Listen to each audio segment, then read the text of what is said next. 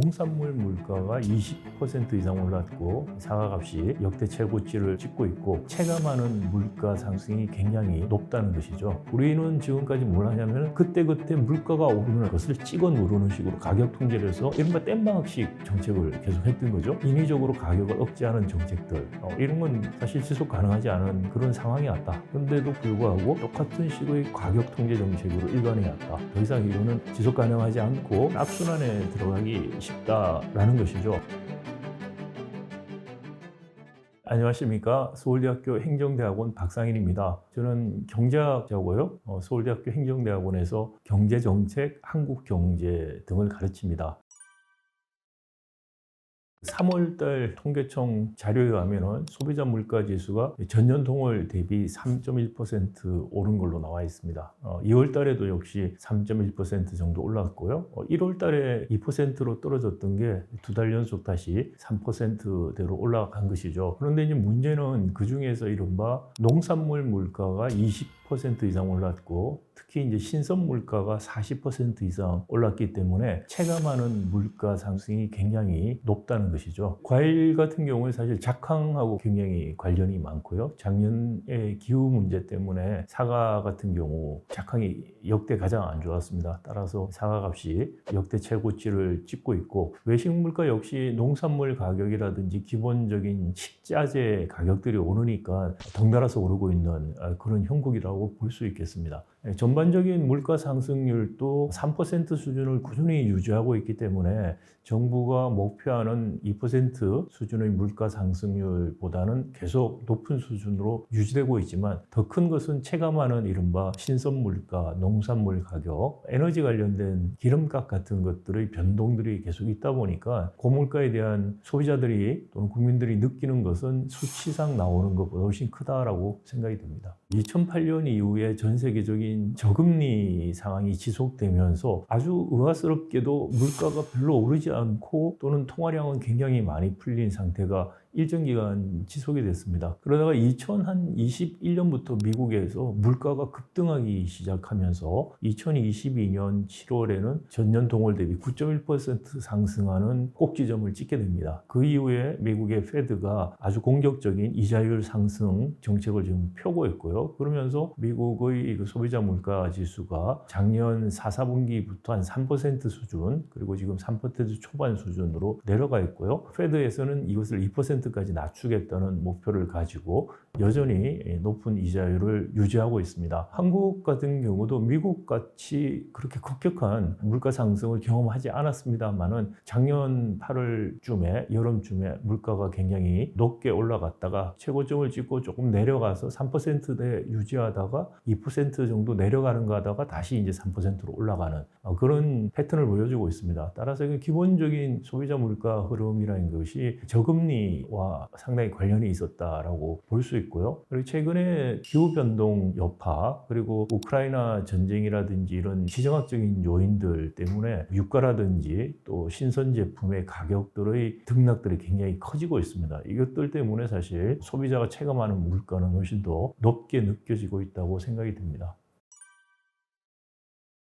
사실은 이 근원 물가와 소비자 물가 이렇게 나눠서 저희들이 보는데요. 이제 근원 물가가 흔히 우리가 말하는 인플레이션에 대한 측정을 할 때 더 많이 사용하는 것입니다. 근원 물가라고 하면 이제 소비자 물가 지수에서 변동폭이 큰 농산물이라든지 에너지 가격 같은 거를 제외한 것들입니다. 그래서 따라서 주로 임금 인상이 얼마나 되는가가 사실 중요해지고 또 다른 한편에는 이제 월세, 집세 같은 것들도 근원 물가의 중요한 부분을 차지하게 됩니다. 근원 물가는 소비자 물가보다는 조금 더 낮게 유지가 되고 있어서 이른바 인플레이션 압력은 굉장히 크지 않다라고 판단을 일단은 해볼 수 있습니다. 그런데 미국 같은 경우에는 소비자 물가와 근원 물가가 동시에 이자율을 적극적으로 올리면서 굉장히 낮아지는 현상이 있었는데 우리는 미국같이 높지도 않았지만 그렇다고 이자율도 적극적으로 올린 것도 아니기 때문에 사실 근원 물가, 소비자 물가가 아주 빨리 낮아지고 있지는 않다는 것이고요. 더 나아가서는 우리 같은 경우에 이른바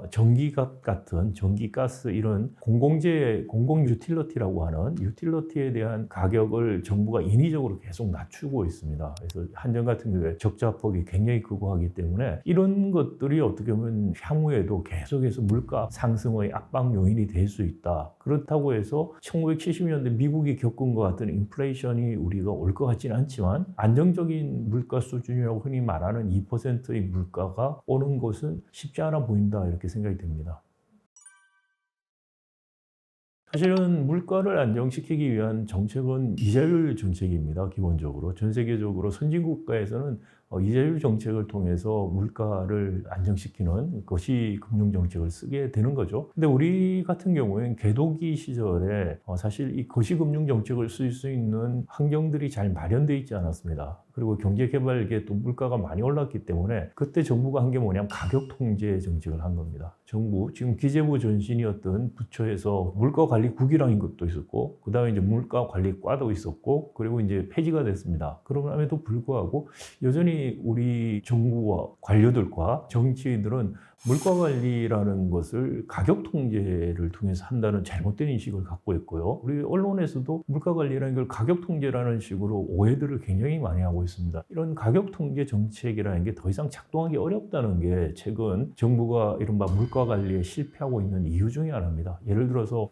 사과라든지 신선 과일들 가격이 많이 올랐는데 이것은 사실 기후 위기 문제 때문에 그 사과 재배 면적이라든지 지역 같은 게 계속해서 북상하고 있었던 것이죠. 그리고 기후변동폭이 커지면서 이 농작물 같은 경우에 신선 농작물 수확량 변동폭이 매우 커지는 게 계속해서 관측이 되었던 것입니다. 그래서 정부가 이런 구조적인 변동에 대해서 구조적인 정책을 통해서 10년 이상 사실 대비를 했어야 되는데 우리는 지금까지 뭘 하냐면 그때그때 물가가 오르면 가격이 오르는 것을 찍어 누르는 식으로 가격 통제를 해서 못 오르게 박아내는 이른바 땜방식 정책을 계속 했던 거죠. 근데 이제 땜방식 정책의 한계가 보여지는 거죠. 구조 자체가 굉장히 나빠져서 변동폭이 큰데 땜방식으로 계속 찍어 누르려고 한다고 하니까 이게 잘 되지가 않죠. 그러다 보니까 이제 나아가서 안 되니까 보조금을 주는 거죠. 1월 달에 설해서 과일값 오른다고 690억을 정부가 보조금으로 쐈습니다. 그리고 2월, 3월에는 230억 정도를 더 지금 쓰고 있어요. 선거도 앞두고 있고 하기 때문에. 이게 효과는 사실 뭐 그때 돈 쓸 때만 반짝 나고 아무런 대책이라고 할 수는 사실 없는 정책들. 땜박식 가격 통제 정책이라는 게 더 이상 작동되지 않는 상황까지 왔다라는 것이고요. 그래서 물가 관리에 대한 근본적인 정책의 전환이 없으면 지금 같은 식의 그 가격이나 물가 변동폭이 커지고 정부는 그때그때 찍어 누르는 정책 무리하게 하다가 안 되면 돈 재정을 투입하고 하는 그런 악순환에 들어가기 쉽다라는 것이죠. 또 말씀드린 것처럼 전기값 같은 거 계속해서 찍어 눌러서 한전이 적자를 엄청 보고 있는데 이거 지속 가능한 방식이 아닙니다. 전기값이 정상화돼야지 거기에 맞게끔 수요도 조절이 일어나고 그리고 새로운 재생에너지라든지 새로운 전원들이 또 시장에 도입되면서 공급 측면에서 혁신이 일어나고 하는 일들이 벌어질 수 있습니다. 그런데 지금같이 소비자들, 국민들에게 표를 받기 위해서 그 표를 의식해서 또는 대통령 지지를 의식해서 인위적으로 가격을 억제하는 정책들 이런 건 사실 지속 가능하지 않은 그런 상황이 왔다. 그런데도 불구하고 과거 박정희 개발체제부터 지금 윤석열 정부까지 민주당 정권까지 포함했습니다. 똑같은 식의 가격 통제 정책으로 일관해왔다. 더 이상 이거는 지속 가능하지 않고 이제 전환이 필요한 시점이다라고 말씀드리고 싶습니다.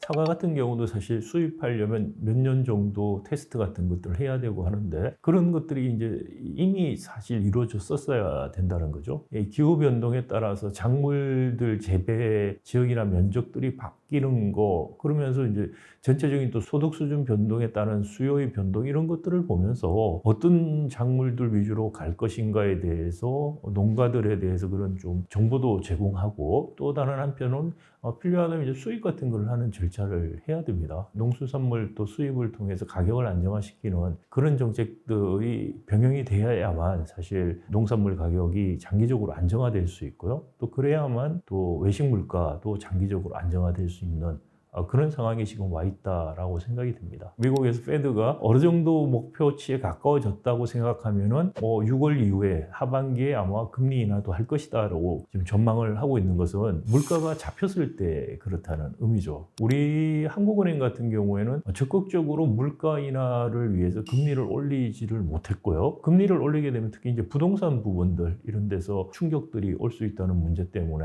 당장에 대출 금리들 올라가게 되죠. 그러니까 소비자들이 사실 대출 금리 올라가면서 소비다 줄고 하는 건데 사실 금리를 올리는 목적이 그런 효과 때문에 하는 겁니다. 그런데 그런 효과가 오면 사람들이 불만을 가지니까 그러니까 못 올리는 거죠, 금리를. 그래서 금리 정책을 한국은행이 굉장히 적극적으로 못하는 정치적인 요인들 때문에 지금 못하는 측면이 있고 페드가 금리를 내리기 시작한다면은 그때쯤 돼서 이제 한국은행도 어느 정도 금리 인하를 고려할 수 있을 거라고는 생각이 됩니다. 다만 물가가 안정화됐을 때 금리 인하를 고려하는 것이지 거꾸로 금리가 내려가서 물가가 안정화되는 것은 아니다라는 것이죠.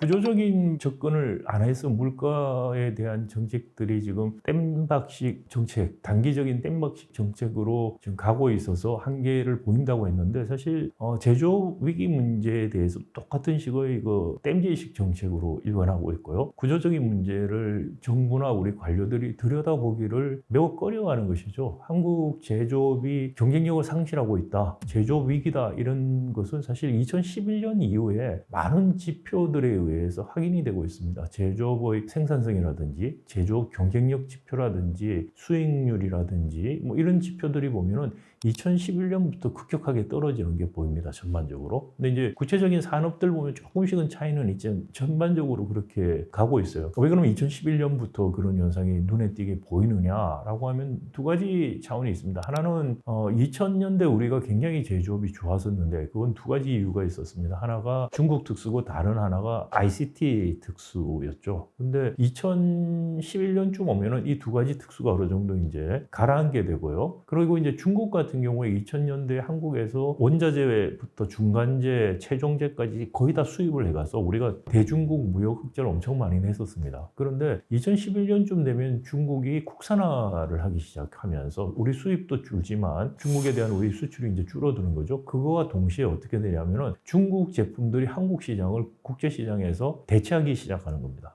대표적인 예가 휴대전화를 생각해 보시면 스마트폰 저가 상품군에서 삼성이 중국산에 의해서 거의 대체되기 시작을 합니다. 2011년 중반쯤에 보면은 자동차 시장에서도 중국 국내 시장을 한정해서 보면은 현대차가 거의 2, 3년에 한 번씩 점유율이 반토막 납니다. 거의 지금 점유율이 없어져 버린 상태까지 왔는데 중국 차들이 가성비가 좋아지면서 현대차들이 거의 퇴출이 되는 중국 시장에서 그런 현상이 이제 발생하게 되죠. 그래서 중저가 상품군에서 석유화학도 마찬가지고요. 조선도 마찬가지고 우리가 생각하는 10대 중화학공업 주력 산업의 대부분에서 중국이 중저가분에서 우리와 경쟁 상대가 되고 대체하기 시작했다라는 거죠. 그리고 또 다른 한편으로는 그러면 우리는 프리미엄 상품군으로 치고 들어가야 되는데 프리미엄 상품군에서 그다지 성공을 지금 못 거두고 있는 거죠. 스마트폰 같은 경우도 애플하고 경쟁에서 계속 밀리고 있고 최근에 이제 삼성 신형 휴대전화 스마트폰이 좀 선전을 하고 있습니다만 어떻게 그게 지속될지는 좀 더 봐야겠는데 하여튼 궁극적으로 이 프리미엄 시장은 그대로 우리가 미국이라든지 서유럽, 일본 제품들하고 경쟁해서 특별하게 잘하고 있지 못합니다. 그래서 이른바 제조업의 샌드위치 현상이 일어나는 거죠. 그러니까 이 제조업의 샌드위치 현상이 제조업 위기로 나타나고 있다 이렇게 볼 수가 있고요. 그럼 이런 제조업의 샌드위치 현상이 일어나는 가장 근본적인 원인이 뭐냐면은 제조업의 진화가 단절이 됐다는 거죠. 우리가 60년대 경제 발전기부터 시작해서 2000년대 초까지 보면은 제조업이 계속해서 주력 제조업들이 업그레이드 되면서 새로운 산업들이 계속해서 등장하면서 커왔습니다. 그런데 한 2000년대 이후부터는 거의 주력들이 바뀌는 게 없어요. 최근에 조금 나왔다는 게 이제 2차 전지 정도고요. 나머지는 반도체, 전자제품, 자동차, 이 주력 상품군들이 거의 변화가 없다라는 거고요. 특히 한국 경제가 발전하면서 모방형 성장 그리고 가격 경쟁력 프로세스 이노베이션, 점진적 혁신 이런 성장 모형들이 지금까지 지속되고 있는데 한 2011년쯤 돼서 한국의 성장 단계, 발전 단계를 보면은 이런 식의 모형이 더 이상 작동이 안 되기 시작했다. 혁신형 경제로 가야 되는 그런 이제 상황인데 혁신형 경제로 이행은 못 하고 있고 그런 것들 때문에 기본적으로 제조업의 위기다라고 이야기해 볼 수 있겠습니다. 한국에서 제조업 비중이 GDP 한 27% 정도 됩니다. 독일하고 일본은 한 20% 정도밖에 안 되고요. 미국은 한 12% 수준밖에 안 돼요. 그래서 제조업이 한국 경제에서 차지하는 비중은 다른 선진국들에 비해서 굉장히 크다라고 볼 수 있고요. 근데 이 제조업이 만약에 위기에 들어가서 잘못한다 그러면 경제 성장이 전반적으로 나빠지고 그리고 이제 만약에 이제 도산들이 일어나기 시작하면 실업 같은 문제도 심각해지겠죠. 근데 여기에 더해서 최근에 탄소 중립 이행하는 문제나 아리백 이행하는 문제까지 더 겹쳐졌기 때문에 사실 지금 같은 제조업 구조를 가지고서는 제조업 위기 기존에 있었던 것 더하기 탄소 중립 이행이라는 또 다른 차원의 문제까지 덧붙여져서 한국 제조업이 생존하기 어려워질 수 있는 상황이 올 수 있다라는 거죠. 우리 10대 중화공업이 사실 탄소 배출을 굉장히 많이 하는 산업들입니다. 외국하고 달리 한국은 그 탄소 배출에서 산업 부분의 비중이 굉장히 큽니다. 그래서 이 산업 부분의 탄소 배출 문제를 해결하지 못하면 사실 탄소 중립 이행하는 게 어렵고요. 그렇게 되면 점점 탄소 배출에 대해서 탄소세 같은 세금 내지는 관세 성격의 부과들이 일어날 가능성이 매우 커지고 있기 때문에 가격 경쟁력이 그러지 않아도 없어지고 있는데 급격하게 없어질 가능성이 굉장히 크다라는 거고요. 그리고 아리백을 못하면 재생에너지를 이용해서 생산을 못하게 되면 글로벌 리더격인 IT 기업들에게 더 이상 반도체나 배터리나 이런 것들을 팔기가 어려워질 가능성이 굉장히 커집니다. 그렇게 되면 지금 한국의 삼성전자나 이런 쪽이 어떻게 대응할 것이냐 궁금한데요. 저는 미국으로 공장들을 최신 공장들을 이전들을 다 할 거라고 생각을 합니다. 사실 그래서 용인의 반도체 클러스터는 땅만 파놓고 거의 사실 지을 가능성이 저는 없다고 생각이 돼요. 왜냐하면은 용인에서는 전력 공급 계획도 없지만 더더구나 거기서는 아리백을 할 수가 없어요. 반도체를 사겠다는 글로벌 기업들이 재생에너지 100%를 사용한 거를 사겠다고 지금 점점 바뀌고 있고 또 나아가서 반도체 장비를 파는 그 네덜란드의 ASML 같은 회사 같은 경우도 재생에너지 100%로 생산을 안 하면 장비를 안 팔겠다고 지금 그러고 있어요. 그런 현상이기 때문에 아리백 환경을 국내에서 구축하는 그런 정책들을 시급히 해야 되는데 전혀 관심이 없어요. 지금 관료나 정부나 관심이 없고 놀라운 것은 삼성전자 같은 기업들도 해달라 소리를 안 하고 있어요. 공장은 미국 가서 짓겠다는 거죠, 앞으로.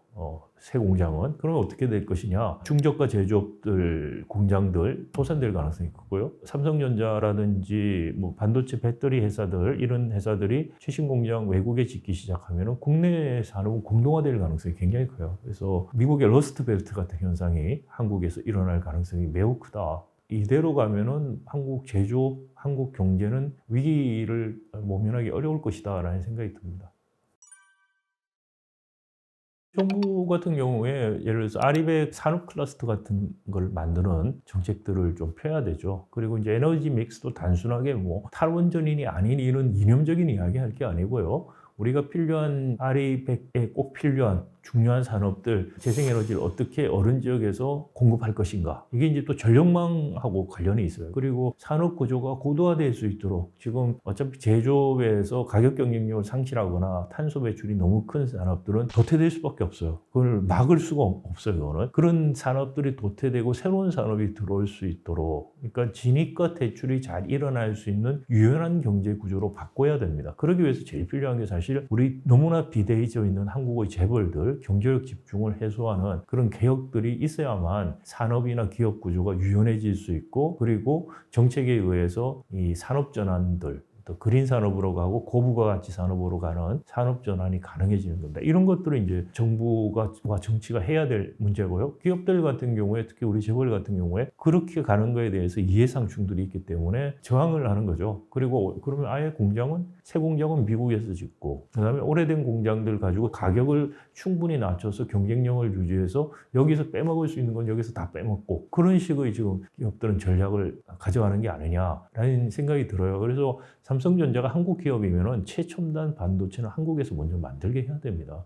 그러려면은 우리가 만들고 싶어도 아리백이 안 돼서 팔 수가 없다라는 핑계를 댈 거예요. 그 핑계를 못 대게 만들 수 있는 환경을 만들고 여기서 만들어라고 해야 됩니다. TSMC 같은 경우에 대만에도 지금 아리백 환경이 별로 아직 안 좋아요. 그래서 TSMC는 가장 최신 공장은 대만에 짓겠다고 선언을 해요. 그리고 그거에 발맞춰서 대만 정부가 TSMC가 아리백을 할 수 있도록 해상 풍력을 만들어서 전기를 대는 작업을 같이 하고 있어요.